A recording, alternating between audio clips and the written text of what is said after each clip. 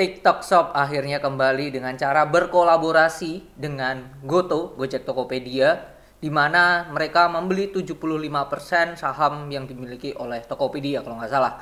Nah, di video kali ini saya tidak akan membahas ke apa prospek Goto ke depannya, saya akan membahas lebih ke bos dari Goto ya, yang melakukan pembelian lagi. Nah, ini apakah menjadi sentimen positif atau ini hanya sebatas news sesaat sementara yang bisa digunakan untuk investor-investor lainnya untuk melakukan aksi taking profit. Nah, ini akan saya bahas di video kali ini tentang Goto yang bosnya terus memberikan aksi pembelian saham. Oke? Apakah menarik? Nah, tonton video ini sampai selesai. Check this out. Sekarang bisa join grup belajar investasi saham. Bisa dengan bikin akun Mirai deposit 10 juta atau membayar 400.000 untuk selamanya. Gimana caranya? Link ada di deskripsi.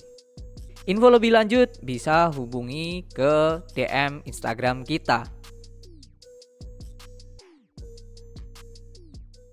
Saya tag video ini di tanggal 14 Desember saat break sesi.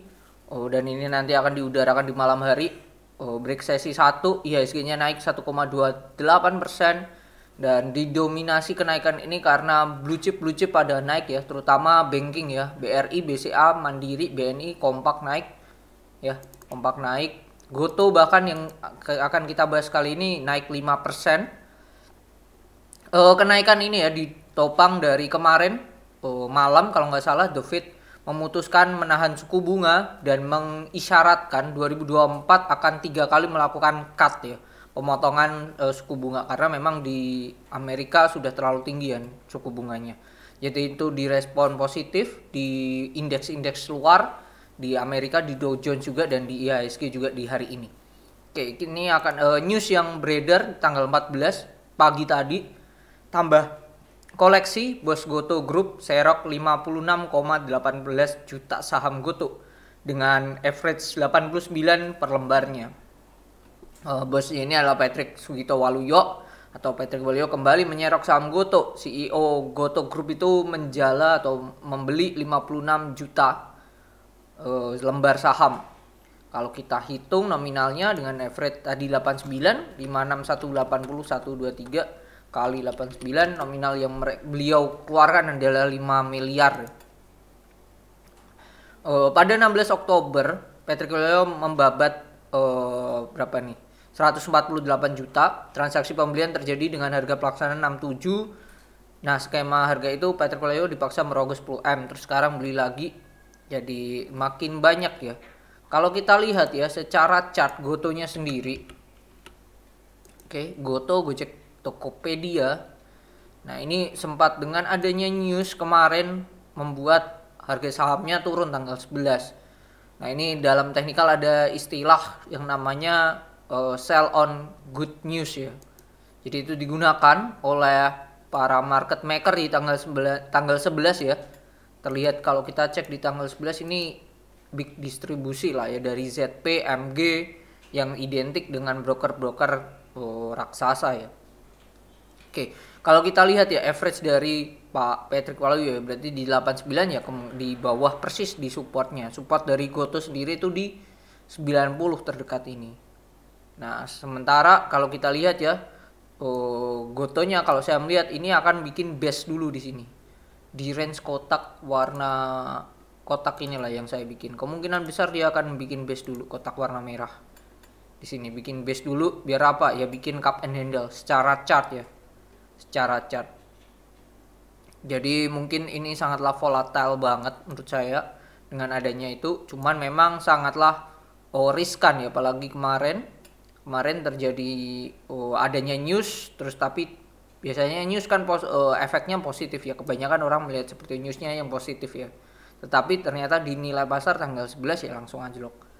Aslinya seperti ini, fenomena seperti ini tidak terjadi di Goto aja. Dulu pernah terjadi waktu pertama kali penyuntikan vaksin ya, itu ada waktu penyuntikan vaksin pertama yaitu Presiden Jokowi ya, saham-saham farmasi pada anjlok langsung ARB dan berkali hari ya. Ini KF di awal 2021, lalu enough kalau Bapak Ibu dan teman-teman sudah terjun di 2021. Nah, fenomena itu ada. Padahal itu kadang dinilai oleh masyarakat ya, dinilai oleh retail ada, oh itu good news, berarti bahwa oh ini memang sudah diketok akan vaksin dan lain. Tapi ternyata di respon pasar enggak gitu. Kenapa seperti itu? Karena pola pikir dari si bandarnya sendiri, si BD-nya sendiri itu beda ya. Kita tidak bisa menyamakan pola pikir mereka dan kitanya sendiri. Ya bisa aja mereka melakukan aksi jualan dulu ya, aksi taking profit dulu, jualan dulu bentar, tapi dijaga stabil di 90. Kalau hal itu terjadi di Goto ya ini memang membuat retailnya panik, pak takut. Yang diserang di retail di sini adalah si psikologinya sendiri. Nah, di saat mereka sudah mulai bosan, mulai tidak ada yang membicarakan dan banyak bulian terutama ya di Goto ya. That's why waktu dia sempat dekat mau 50 baru diangkat lagi. Nah, itu yang dimainkan di situ adalah psikologi dari investor-investor retail. Jadi psikologi itu sangatlah kadang tidak diperhatikan ya banyak orang ya.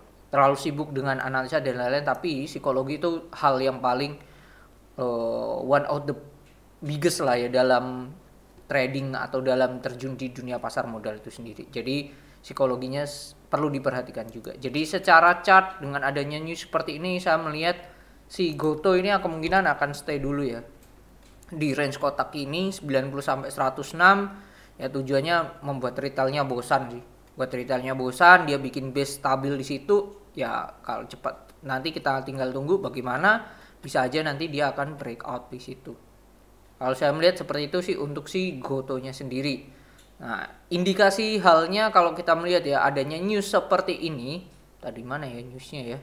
News yang mengatakan sebenarnya ini menunjukkan bahwa si pemilik sendiri atau bisa dikatakan yang bekerja lah ya, bukan pemilik ya, yang bekerja di sini aja yakin bahwa Goto ini masih dalam hal yang positif. That's why mereka melakukan pembelian, satu itu. Atau yang kedua merasa aslinya perusahaan ini nggak baik-baik banget, nggak yang wow cemerlang banget, tetapi harganya itu harga yang sangat murah saat ini.